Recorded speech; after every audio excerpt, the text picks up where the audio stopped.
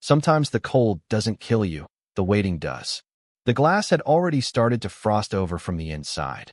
Thin veins of ice crawling outward like cracks in a mirror, blurring the storm beyond into shifting white noise, while Ethan Cole tightened the last bolt on the thermal regulator and listened to the steady hum of the station struggling to keep its warmth from bleeding into the void. 32 degrees Fahrenheit inside the maintenance corridor and dropping by the minute. The system lagging again, always lagging, always just one failure. Away from silence as he wiped his hands on a worn cloth and leaned back against the metal panel, feeling the chill seep through his jacket, thinking about coffee he didn't have and sleep he wasn't getting when something moved beyond the glass. Not fast, not sudden, just enough to break the pattern of the storm. A darker shape standing where nothing should be standing in wind that could freeze exposed skin in under 3 minutes. And for a moment he told himself it was nothing, just ice buildup, just a trick of the light refracting through the storm barrier. Because that was easier than believing someone was out there, easier than asking why no alarms had triggered, why no one had said anything, why the system remained silent as if it had already decided the answer didn't matter, but the shape didn't move away, didn't stumble or collapse. It just stood there, steady, patient, like it had been waiting longer than the storm itself. And Ethan found himself stepping closer without realizing it, boots echoing softly against the grated floor, breath fogging the glass as he wiped a circle clear with his sleeve, revealing her in fragments at first, a shoulder dusted in frost, strands of pale luminescent hair clinging to her face, skin that caught what little light escaped the corridor and returned it in a faint, unnatural glow. Not human, not even close. And yet there was something in the way she stood, something quiet and deliberate, that made the distance between them feel smaller than the thickness of the reinforced window. Her eyes lifted slowly, meeting his through the frost, not wide with panic, not desperate, just still, like she had already accepted whatever came next. And that unsettled him more than anything else, because people knocked, people shouted, people tried to survive.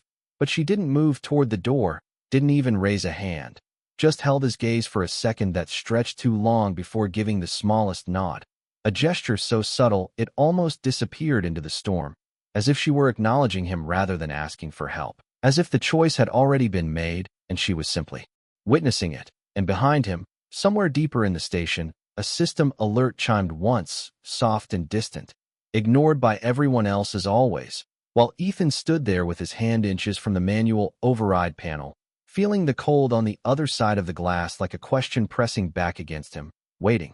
The panel was colder than he expected when his fingers brushed it, the metal biting through his gloves as if the station itself was warning him not to interfere. And for a second Ethan just stood there listening to the low hum of the failing heat system, the distant chatter over the comms that had nothing to do with this corridor. Nothing to do with the figure outside who had not moved an inch. Her silhouette slowly fading behind another sweep of ice across the glass, and the system display flickered beside him, a dull amber warning blinking in steady intervals. Exterior temperature -42 degrees Fahrenheit. Exposure time critical. Recommended action none. Because there was no protocol for something that should not be there. No checklist for a life that had not been registered. And he swallowed, glancing over his shoulder like someone might be watching even though he knew they were not. Nobody came down to maintenance unless something broke, and even then they preferred to wait, let the system handle it, let someone else take the risk, a habit the station had learned too well. But the image of her nod lingered, quiet, final, and it made the space feel smaller, tighter, like the air itself was pressing in on him as he hovered his hand over the manual override, the red seal still intact. Meaning once he broke it there would be a record, a flag. A question later that he would have to answer, and the comm unit crackled softly at his shoulder as a voice came through, half distracted, routine. Cole, you still on thermal line 3? And he hesitated, thumb brushing the edge of the seal. Yeah, he answered, his voice lower than he expected. System lag, trying to stabilize. A pause, then a shrug in the other man's tone even without seeing him. Do not push it. Command wants minimum variance tonight. We already have enough anomalies. Anomalies? Ethan almost laughed at that. The word too clean, too distant for what stood 10 feet beyond the glass. But he said nothing, just watched as the storm shifted again and revealed her more clearly this time. The faint glow of her skin dimmer now, uneven, like a light running out of power, and that was new. That was wrong. Because earlier it had been steady, subtle but alive, and now it flickered, fragile, and she still did not move. Did not step closer, did not try the door, just stood there as if crossing that threshold without permission was something worse than the cold itself. And something about that broke through the noise in his head, cut past the rules and the warnings and the quiet expectation that he would do nothing, because that was what everyone else was doing. Nothing. Letting the system decide. Letting the cold finish what indifference had already started, and Ethan exhaled slowly. The sound loud in the empty corridor, as his hand settled fully on the override. And this time he did not pull away, the seal snapping under his grip with a sharp, final crack that echoed down the metal walls. The display flashing red immediately. Unauthorized access. Log initiated. Consequences already unfolding in a language of codes and alerts that he barely registered anymore. Because his focus had narrowed to one simple thing, the door and the space beyond it, and the figure who had been waiting without asking. As the lock disengaged with a heavy click that felt louder than it should have, like the station itself taking notice, and for the first time since he saw her, Ethan moved with certainty, pulling the lever down as the outer hatch began to cycle, cold air seeping through the seams before it even opened fully, sharp and immediate, carrying with it the sound of the storm and something else beneath it, something quieter, like the last breath of a moment that had almost ended before anyone chose to change it. The hatch opened only halfway before the pressure differential forced it to pause, the mechanism groaning under the sudden demand as a blade of frozen air cut through the corridor and slammed into Ethan's chest hard enough to steal his breath, the temperature dropping instantly, biting through fabric and skin alike.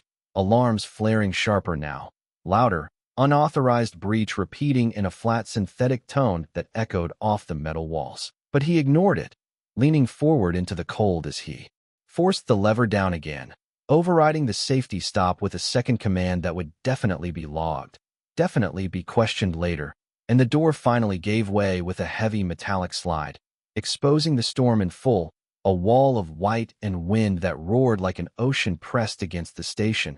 And for a moment he could not see her, only swirling ice and shadow, and then she was there again, closer than he expected, just beyond the threshold, her form trembling now in a way it had not before, subtle but real.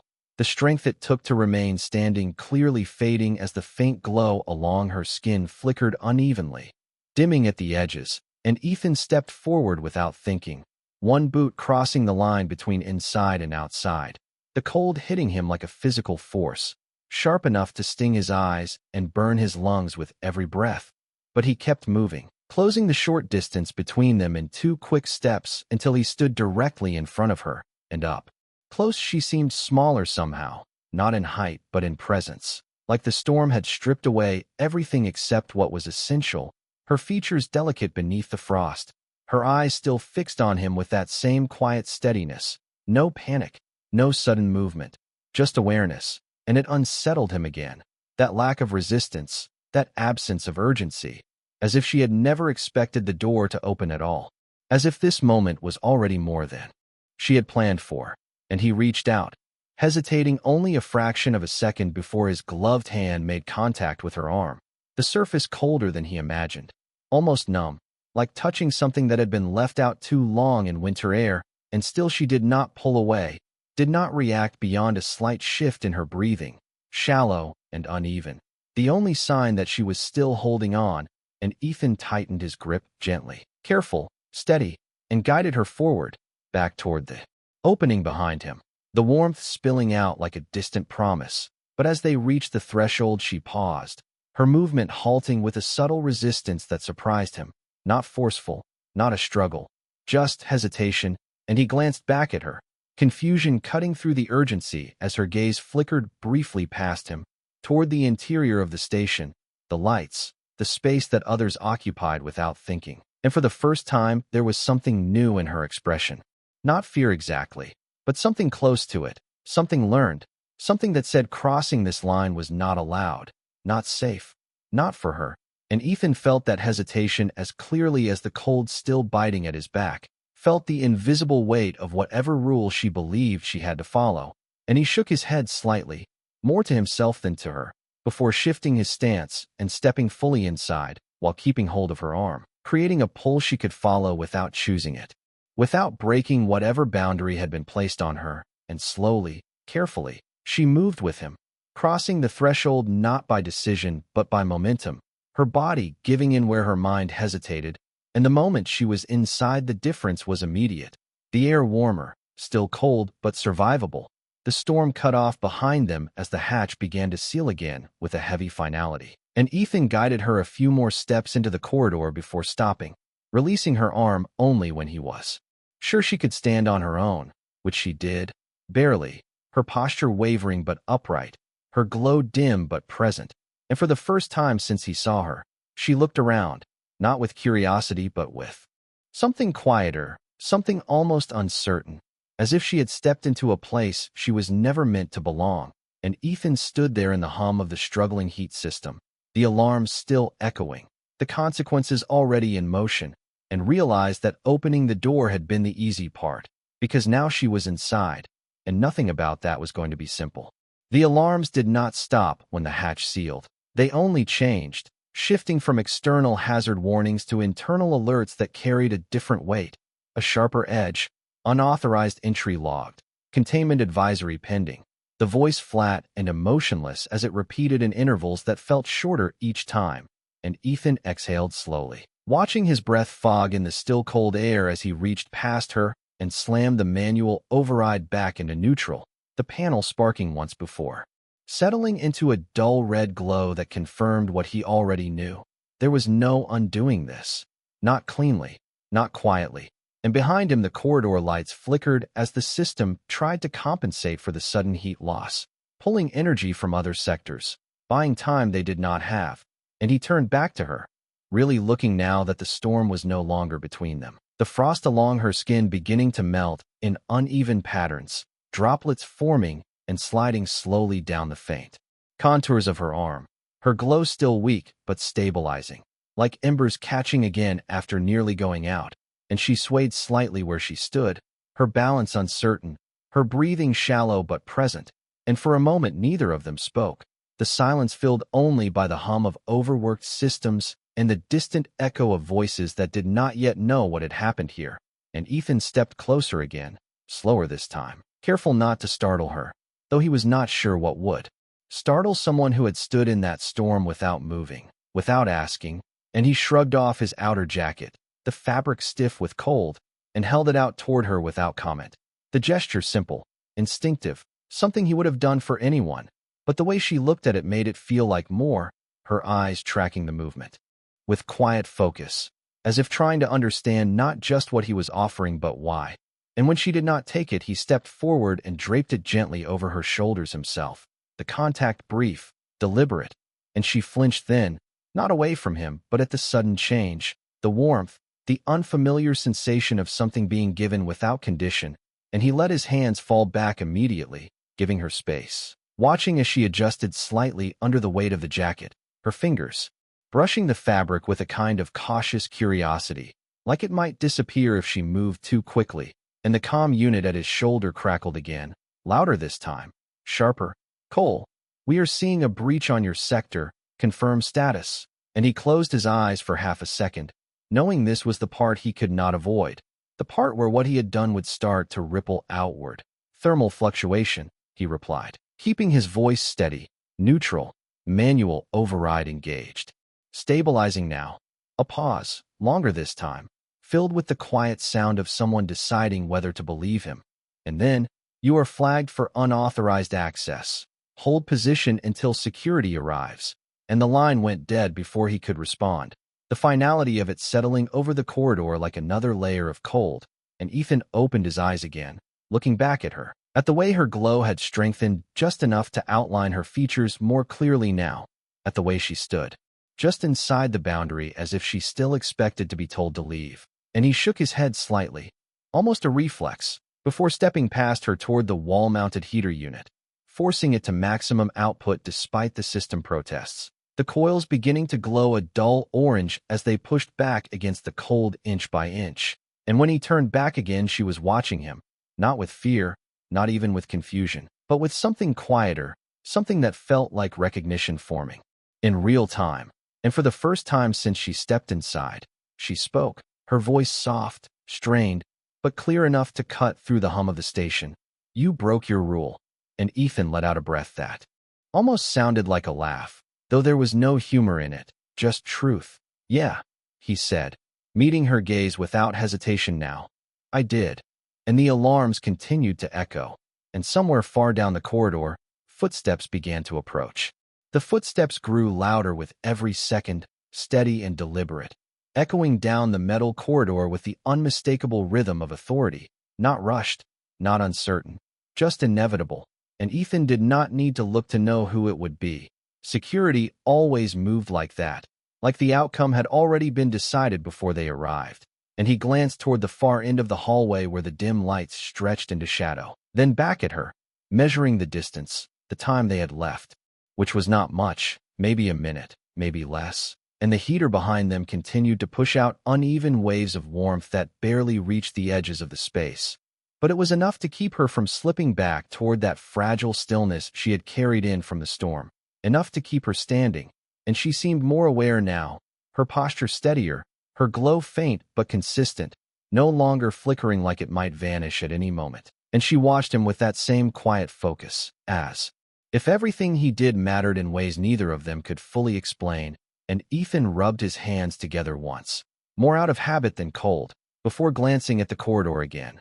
The sound of boots now close enough to separate into individual steps, 2 people, maybe 3, and he exhaled slowly, making a decision that felt heavier than opening the door, because this part would not be silent, this part would not go unnoticed. And he stepped closer to her again, lowering his voice.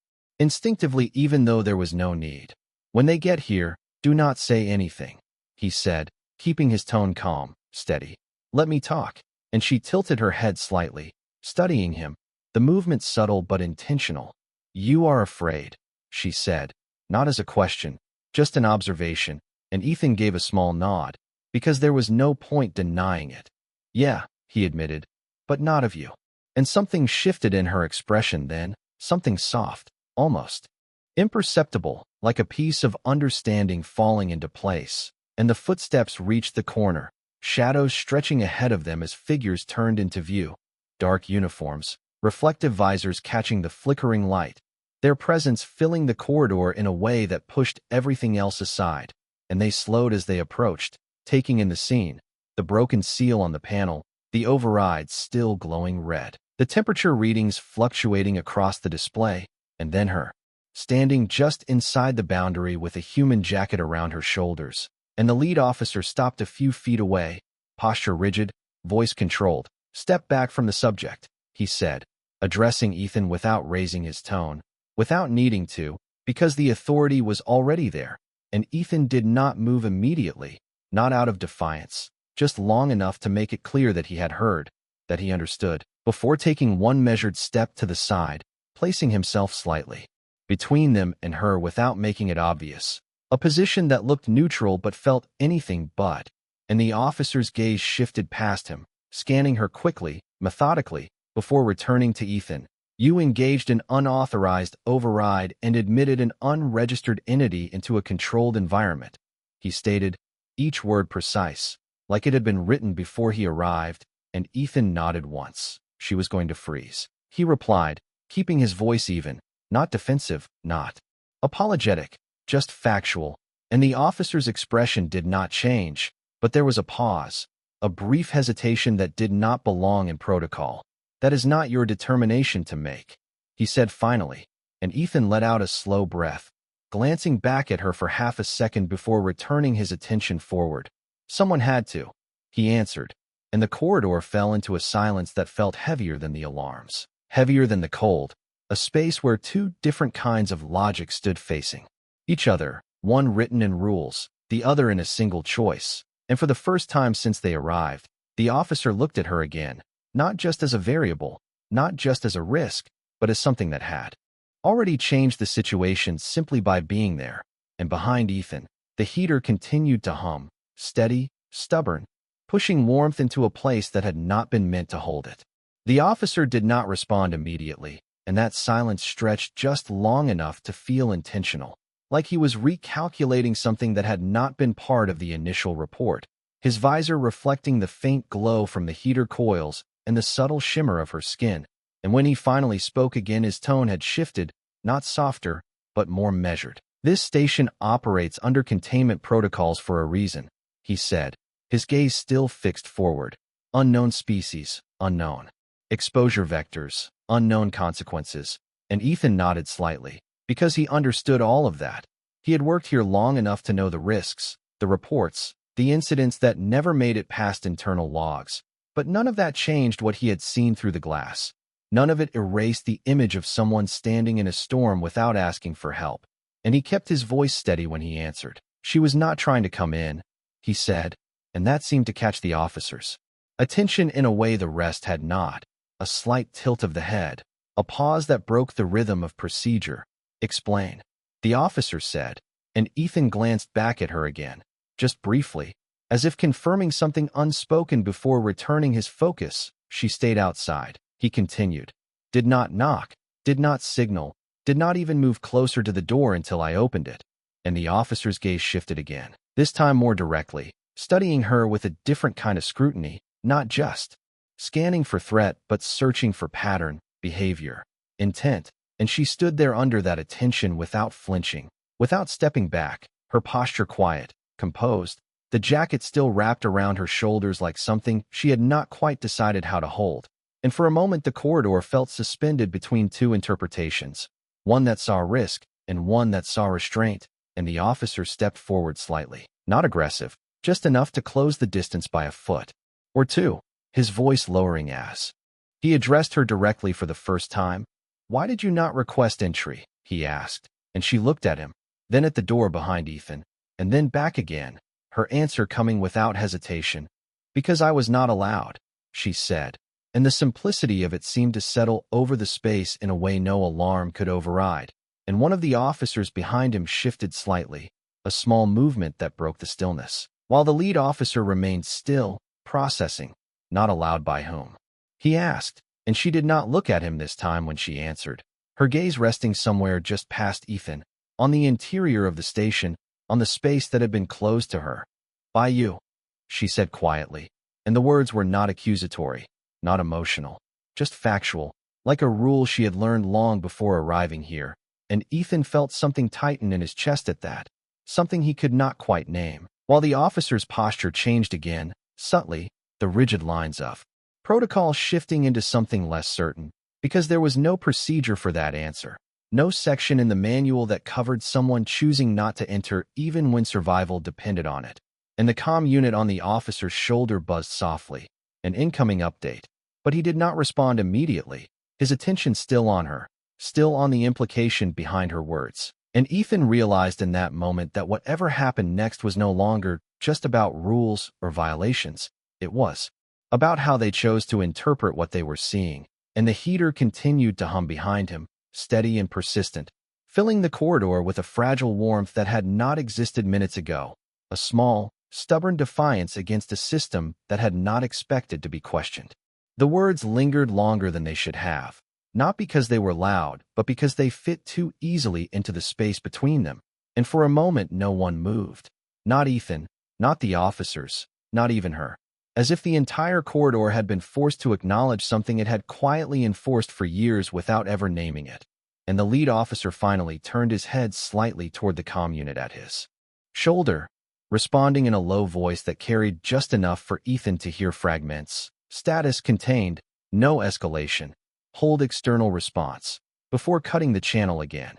And when he faced forward once more, there was a subtle difference in how he stood, not less authoritative, but less certain of where that authority should be applied. And Ethan caught that shift, small as it was, and held on to it, because it meant something had changed, even if only by a degree. And the officer's gaze returned to her, studying not just her presence, but her condition, the faint glow stabilizing along her skin, the slight tremor in her stance that had not fully faded, and the jacket that clearly did not belong to her species. And he spoke again, slower this time. You remained outside despite lethal conditions, he said, and she gave a small nod, the movement almost lost in the dim light. Yes, she answered, and the officer's visor tilted a fraction. Why? He asked, and she did not hesitate. Because entry without permission results in removal, she said, her tone unchanged, calm, factual, and Ethan felt the weight of that settle deeper, because it was not fear that had kept her outside. It was expectation, learned and reinforced, a pattern so consistent she had followed it even when it meant standing in a storm that could have ended her life. And one of the officers behind the lead shifted again, less subtly this time, the discomfort more visible. Sir, he began quietly. Protocol suggests immediate containment and transfer, but the lead officer raised a hand slightly, not to silence him completely, but to pause the momentum. And Ethan realized then that this was the moment, the narrow space where decisions stopped being automatic and started requiring something else, something human, and he stepped forward half a pace before he could second-guess it, his voice steady but firmer than before. She did everything right, he said, and all eyes shifted to him. Instantly, the statement cutting through the remaining noise. She followed your rules even when it put her at risk, he continued, not raising his voice, not pushing, just stating what was already there. And the officer held his gaze for a long second, the silence between them filled with the low hum of the heater and the distant echo of the storm beyond the sealed hatch. And when the officer spoke again, it was not to Ethan, but to her. If entry had been granted, he said carefully, would you have come inside? And for the first time since she had crossed the threshold, there was a pause in her response, not hesitation, but consideration, like she was choosing how much truth to give. And then she nodded once. Yes, she said, and something about that simple answer shifted the balance again, because it reframed everything, not as a breach, not as a violation, but as a delay, a door that had stayed closed too long. And the officer lowered his hand slowly, the tension in the corridor easing by a fraction, and he turned slightly to the others behind him, issuing a quiet instruction that did not carry the same rigid certainty as before. Stand down from immediate transfer, he said, and the words felt almost foreign in the space, like they did not belong to the system that had sent them here. And Ethan exhaled without realizing he had been holding his breath, the sound quiet but real, as the heater continued its steady hum, filling the corridor with a fragile warmth that had not just changed the temperature, but the direction of everything that followed. The shift in the corridor was subtle but undeniable, like pressure easing in a sealed chamber, and the officers behind the lead exchanged brief glances that carried more uncertainty than their training allowed, while the heater continued its steady hum, pushing warmth into the space inch by inch, softening the sharp edge of the cold that still clung to the walls. And Ethan stayed where he was, not stepping forward, not stepping back, just holding his position in that narrow space between decision and consequence. And the lead officer lowered his gaze slightly, as if reviewing something unseen, internal protocols, risk assessments, variables that no longer aligned cleanly with what stood in front of him. And when he spoke again, his tone had changed in a way that was difficult to define, still controlled, still measured, but no longer purely procedural. Medical scan, he said to the officer on his right, who hesitated for half a second before stepping forward with a compact device, its surface lighting up in soft blue patterns as it activated, and Ethan watched carefully as the scan passed over her, a thin beam tracing slow arcs across her form, gathering data that would usually decide everything in seconds, threat or safe, contain or release. But this time the readings seemed to take longer, the device pausing briefly at her chest, then along her arms, before emitting a low confirmation tone, and the officer glanced at the display, then at the lead. No active contaminants detected, he reported, his voice quieter than before, as if the result itself had shifted something in him. And the lead officer nodded once, absorbing the information, and Ethan felt the tension in his shoulders ease just slightly, not fully, but enough to breathe a little deeper, while she remained still, her eyes moving between them, not with fear, but with a careful awareness, as if she was learning the rhythm of this place in real time, adjusting to it the way she had adjusted to the cold outside. And the officer turned back to her again, his posture less rigid now, though still firm. You will be escorted to a controlled environment, he said. The words familiar but the tone different, lacking the finality of removal, carrying instead a sense of temporary placement. And she tilted her head slightly, processing. Inside, she asked softly, and the officer paused, just for a fraction of a second, before answering. Yes. And that single word seemed to carry more weight than any command given before, because it acknowledged something that had not been granted earlier, and Ethan watched her reaction carefully. The way her shoulders lowered just a fraction, the way her grip on the jacket tightened slightly, not in fear, but in something closer to relief, though even that seemed unfamiliar to her, like an emotion she had not expected to feel here. And the officers behind the lead shifted their stance, no longer forming a barrier but a path, subtle, unspoken, and the corridor that had moments ago felt like a line of confrontation now felt like a passage, narrow but open, and the lead officer stepped aside just enough to indicate direction without forcing it. A gesture small but significant, and she looked at the space ahead, then back at Ethan, her gaze lingering for a second longer this time. Something unspoken passing between them, recognition, maybe, or understanding, before she took a careful step forward. Her movement slow but steady, crossing deeper into the station not as an intrusion, but as someone finally allowed to exist within it.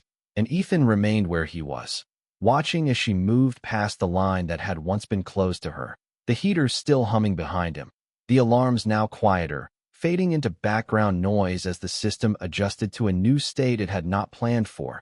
And for the first time since the door had opened, the station felt less like a place that rejected and more like one that was learning, slowly, imperfectly, how to let someone in. The corridor grew quieter as the alarms faded into a distant background pulse, no longer urgent, no longer demanding immediate correction, just a reminder that something had changed and the system had not yet decided how to label it. And Ethan remained near the hatch, the broken seal still visible beside him, the metal edges sharp and permanent, a small scar that would not be erased by reports or explanations. And he watched as she moved further down the hallway under the guidance of the officers, her steps slow but steady, each one carrying her deeper into a place that had once been closed to her. And the light above shifted as she passed beneath it, catching the faint glow of her skin, now stronger, more even, no longer flickering like it had out in the storm.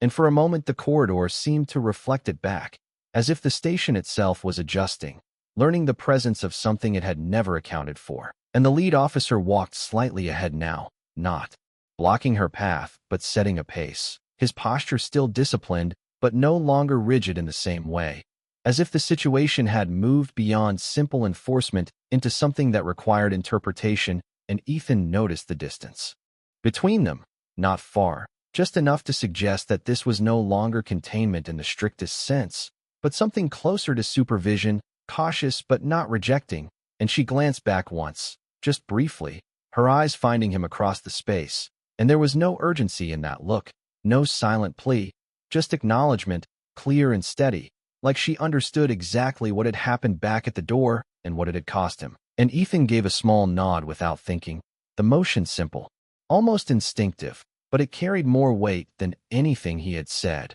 And she turned forward again, continuing down the corridor, and the moment passed as quietly as it had formed, leaving behind a sense of completion that did not need words. And the officer beside her activated a secondary panel further down, the door sliding open with a soft mechanical hiss, revealing a warmer section of the station, brighter lights, controlled temperature, a space designed for recovery rather than survival. And she stepped through without hesitation this time, crossing the threshold in a way that felt different from before, not guided, not pulled, but chosen. And the door closed behind her with a muted finality, sealing the space. And the officers remained outside for a second longer before dispersing, their formation breaking into smaller movements, routine beginning to reclaim what had just happened, though not completely, not yet. And the lead officer turned back once, his visor reflecting Ethan's position at the far end, and for a brief moment there was something like recognition there, not approval, not quite, but an understanding that did not need to be recorded. And then he left without another word, his footsteps fading into the wider structure of the station, and Ethan finally looked down at his hands, at the faint trace of frost still clinging to the fabric of his gloves, already melting away under the restored heat, and he exhaled slowly, the breath no longer visible in the air, the temperature climbing back toward normal, the system stabilizing as if nothing significant had occurred, as if it could return to the same patterns it had followed before, but he knew that was not true, because something had shifted, not in the machinery, not in the protocols, but in the space between them, the invisible line that had once kept someone outside even when the cold could have taken everything. And now that line was different, not erased, but altered, just enough to matter. And as the heater behind him powered down to a steady idle, the corridor settled into a quiet that felt deeper than before, a silence that carried meaning instead of absence. And Ethan turned back, toward the maintenance panel, toward the work he was supposed to finish, knowing the reports would come, the questions would follow. But none of that changed the simple truth of what had happened here. Because in a place built on rules and systems and calculated risks, one small decision had done something none of those things were designed to do. It had made room, and sometimes that was enough.